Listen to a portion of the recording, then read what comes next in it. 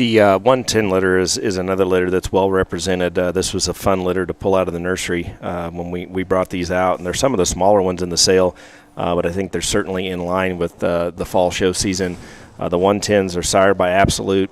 The mother of this litter is actually new to us. She was bred here, but she came back to us as a second litter sow. She's a no intro.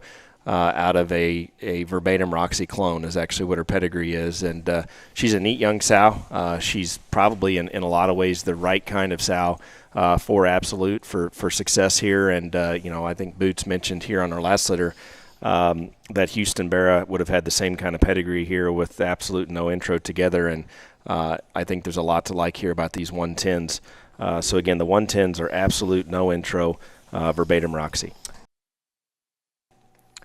Well, I'd say again, this is probably another one of those ones that you wait another two or three weeks to sell this one, and he's going to look a lot more expensive than he probably does today. Because I think this thing's future and potential is awfully high. And again, for a lot of the same reasons, he's got the stuff that you can't buy or that you can't feed, you can't fix, and you've got to live with.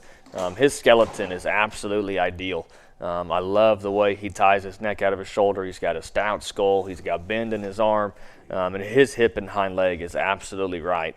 And at the same time, for a skinny one, his forerib shape and his heart reads right. He balances with a great look from the side when he gets elevated and put together there on a stick. And again, his running gear, his maturity pattern, his extra feature and fuzz is going to carry him a long ways. And again, this sow line's been very good and no doubt very potent. And these skinny ones out of stuff like this are the ones that have 9 times out of 10 fed and worked very well here. I think this one's got a big time future. Awesome kind of show bearer prospect here in 110 too.